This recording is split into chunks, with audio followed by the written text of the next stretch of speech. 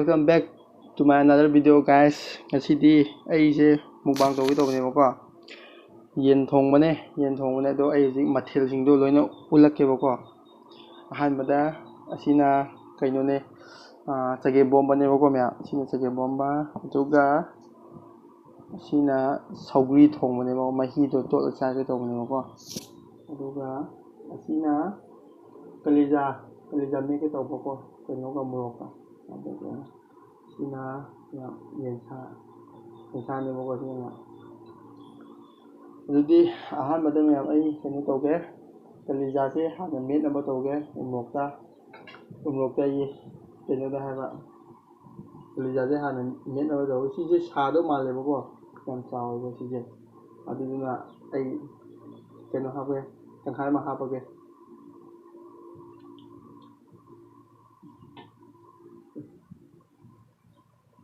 Tangkhai ma hapage sado male tangkhai mo yamanno male.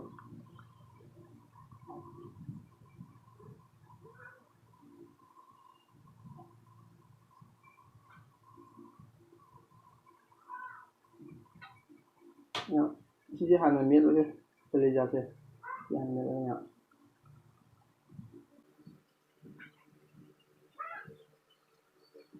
Một cái nhận thật đấy he ai dân cái lốc cái tàu ấy bao nhiêu lốc chứ ada muk yang muk tàu budi nanti bao nhiêu cái cili tàu ấy bao nhiêu một cái sải cái mà đây bây giờ đây một dòng trong người ta ra bên đường mẹ xa ai bắt cái nó tàu này kinh nhũ này mà sai gì chắc ra mà này nhưng mà chỉ được cái chắc thơ nhưng mà chỉ được cái này tàu cái này áo này tuy nhiên chứ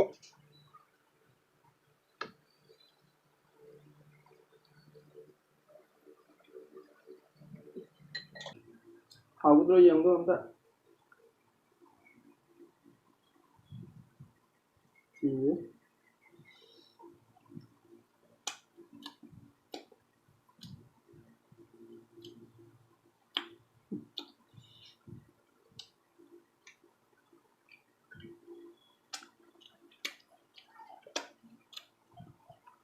yang do đi hong namba tawroge ahanbada ukham jamdo onthokige somda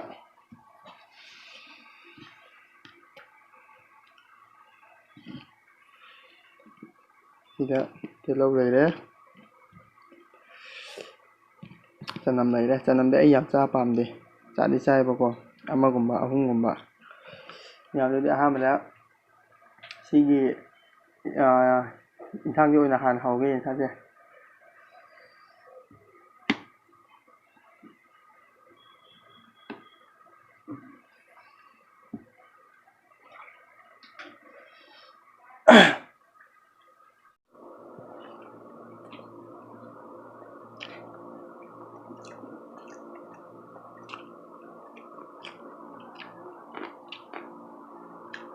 saugri thongba mya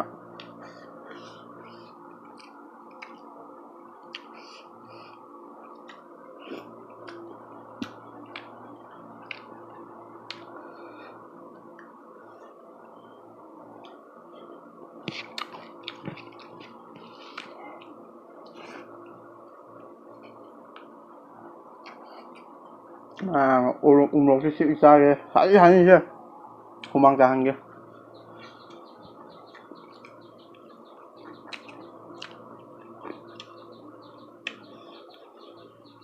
thì giờ sẽ miếng sẽ thì đang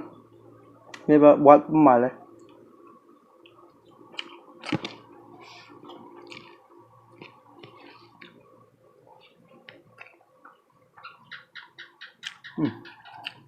thì em bom bao hồ cái gì đấy thì em bom thứ nữa ok hai thì em bom này quả thì giờ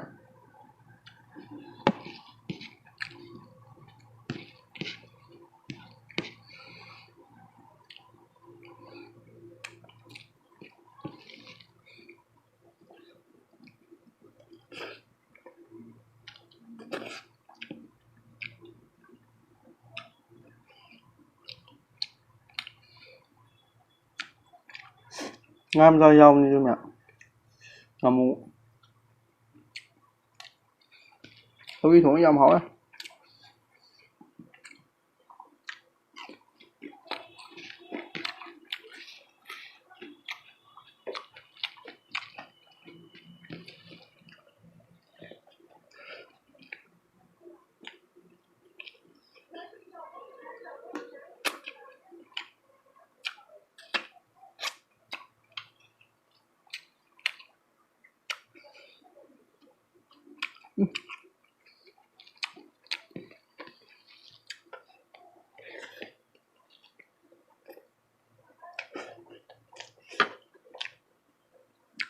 Khá bay quạt rồi.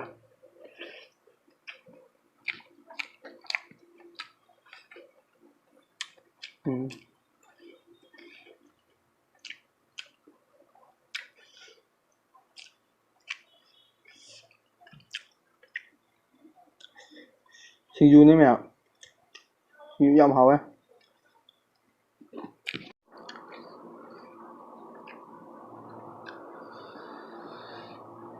Luôn ạ, quạt thơ rồi ghê.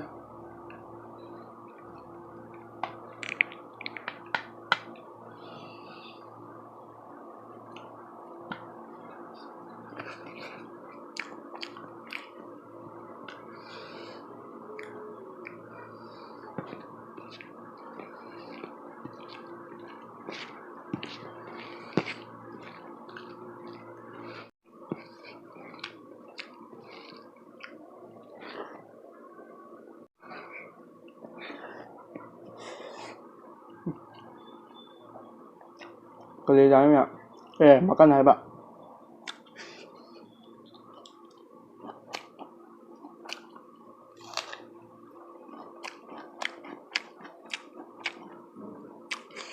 Game bố ya gạo á.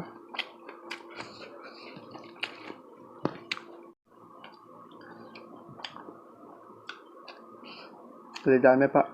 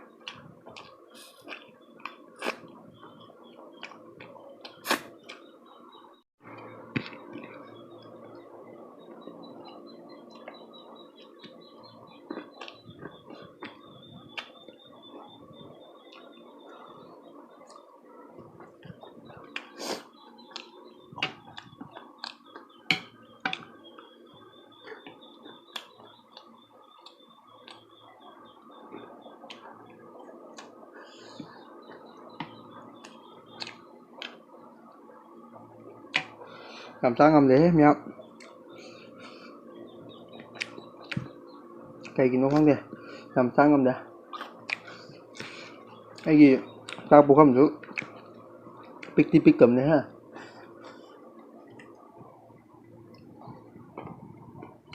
Ở bên bây giờ họ đi hỏi thầy đúng vậy. Trong ngày làm sao ngầm để.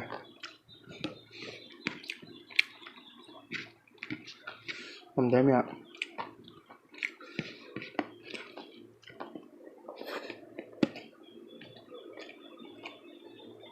À, ấy thì giờ mới đưa ba hướng điện nè, đi đưa xe.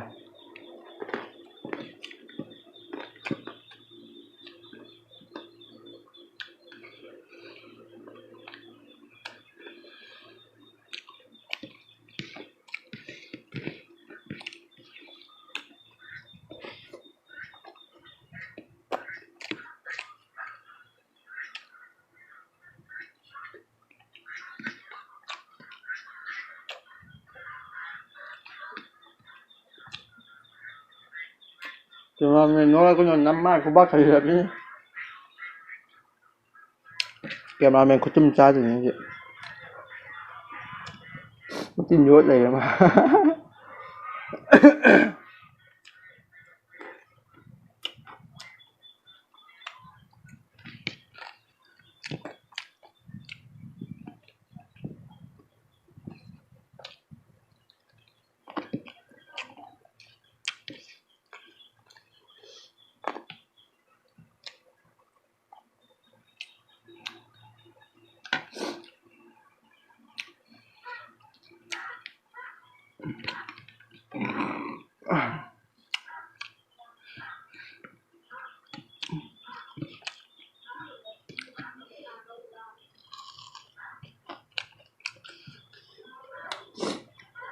hả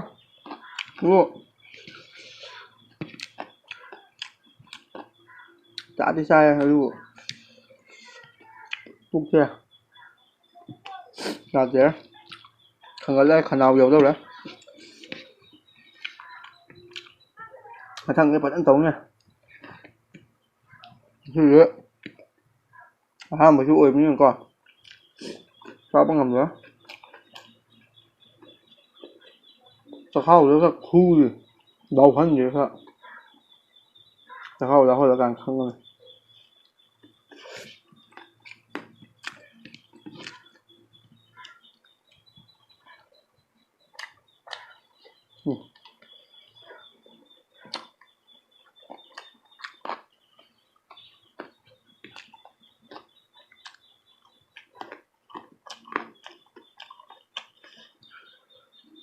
มันเหรอ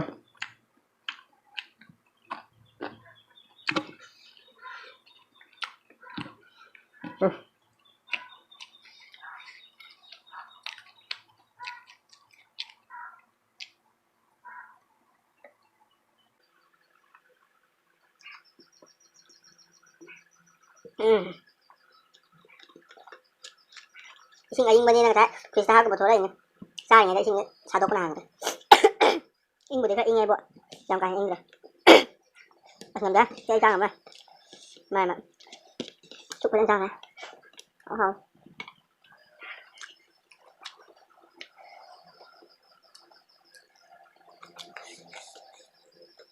một con mà lên mẹ ăn nha một con mà chỉ lên mẹ một quả một con mà lên mẹ nào cũng bấm ạ ta rồi đây trang làm ra còn nếu mà cà phê đây bao nhiêu đấy sao nhá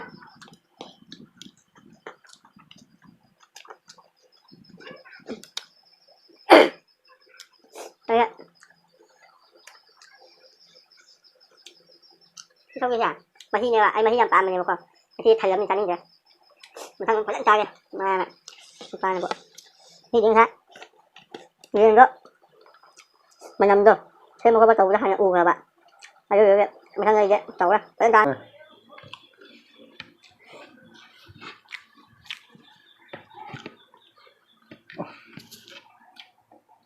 làm gì mà cái tàu nhà bố quả nếu phải rồi xin nào muốn cái gì bộ các cô lần cameraman cho mà chỉnh nhốt lại đấy hay bây giờ nữa hết rồi nốt này rồi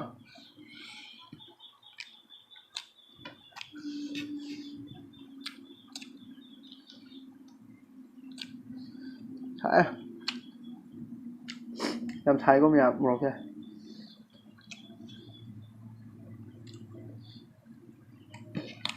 ta sữa rồi đó không được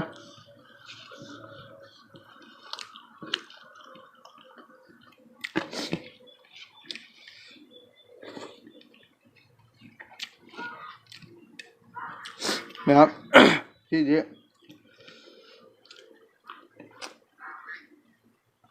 ta bắt đầu ăn hàng mình nè ta hay ngâm rồi mà thằng cái vẫn tàu cơ anh cái gì ta hay ngâm rồi hàng bao nhiêu qua một bằng nha mà thằng cái vẫn tàu cơ khi nào nó bạn mẹ mà bao nhiêu mà mua cái vẫn tàu cơ gì đấy ꯆꯥꯕ ꯁꯨꯡꯉꯝ ꯉꯝꯗ꯭ꯔꯦ ꯍꯥꯎꯋꯦꯕ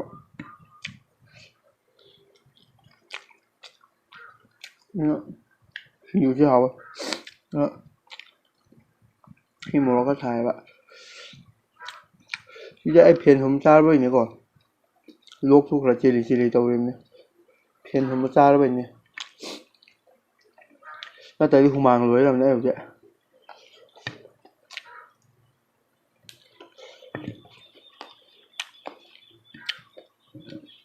ꯃꯌꯥꯝꯅ ꯑꯩ ꯚꯤꯗꯤꯑꯣꯁꯤꯕꯨ ꯑꯍꯥꯟꯕꯅꯤꯅꯀꯣ ꯅꯨꯡꯉꯥꯏꯕ ꯅꯨꯡꯉꯥꯏꯇꯕ ꯀꯩꯝ ꯈꯜꯂꯨꯗ꯭ꯔꯒ ꯅꯨꯡꯁꯤꯕꯤꯅ support ꯇꯧꯕꯤꯌꯨ ꯃꯊꯪꯗꯁꯨ ꯅꯨꯡꯉꯥꯏꯕ ꯊꯥꯒꯠꯂꯛꯀꯦ ꯑꯩꯁꯦ ꯊꯕꯛꯁꯦ ꯌꯥꯗ꯭ꯔꯦꯅꯦꯍꯦ ꯌꯨꯝꯗ ꯏꯇꯣꯝꯇꯅꯤꯅꯀꯣ ꯑꯃꯒꯤꯁꯨ ꯂꯣꯏ ꯇꯧꯕꯅꯤꯅ ꯑꯩ ꯌꯨꯇꯨꯕꯁꯦ ꯐꯖꯅ ꯄꯥꯝꯕꯅꯦꯕꯀꯣ ꯎꯄꯥꯏ ꯂꯩꯇꯕ ꯑꯩꯉꯣꯟꯗ ꯁꯨꯝꯇꯪ ꯁꯪꯗꯕ ꯍꯥꯏꯇꯥꯔꯦ ꯃꯤ ꯈꯔꯗꯤ ꯈꯜꯂꯝꯒꯅꯤ ꯀꯩꯗꯧꯕꯩ ꯁꯪꯉꯣꯏꯗꯣꯏꯅꯣ ꯑꯩꯗꯤ ꯎꯄꯥꯏ ꯂꯩꯇꯕ ꯈꯪꯗꯕ ꯃꯤꯅꯤ ꯍꯥꯏꯖꯕꯩ ꯋꯥꯅꯤ ꯏꯃꯥꯟꯅꯕꯁꯤꯡ ꯂꯣꯏ ꯊꯦꯡꯅꯔꯒ ꯑꯩ ꯍꯥꯏꯔꯛꯑꯦꯕ ꯑꯩꯉꯣꯟꯗ ꯃꯥ ꯌꯨꯇꯨꯕ ꯚꯤꯗꯤꯑꯣ ꯊꯥꯒꯠꯂꯣ ꯅꯪ ꯊꯥꯒꯠꯇꯗꯤ ꯀꯩꯗꯧꯔꯦ ꯈꯣꯠꯂꯦꯅ ꯃꯣꯏꯅꯗꯤ ꯈꯪꯗꯕꯀꯣ ꯑꯩꯅꯗꯤ ꯈꯪꯅ ꯑꯩꯗꯤ ꯏꯃꯨꯡ ꯃꯅꯨꯡꯁꯦ ꯏꯇꯣꯝꯇꯅꯦꯕꯀꯣ ꯁꯤꯡꯒꯜ ꯄꯤꯁ ꯈꯛꯇꯅꯦꯕ ꯅꯨꯄꯥꯁꯨ ꯅꯨꯄꯤꯁꯨ ꯑꯩ ꯏꯇꯣꯝꯇꯅꯦꯕ ꯑꯗꯨꯗꯨꯒꯤ ꯑꯩꯅ ꯁꯪꯗꯕꯅꯦꯕꯀꯣ ꯊꯕꯛ ꯀꯩꯀꯥ ꯆꯠꯄ ꯈꯣꯠꯄ ꯇꯧꯕꯅꯤꯅ ꯌꯥꯝ ꯐꯔꯦ ꯂꯣꯏꯁꯤꯜꯂꯦ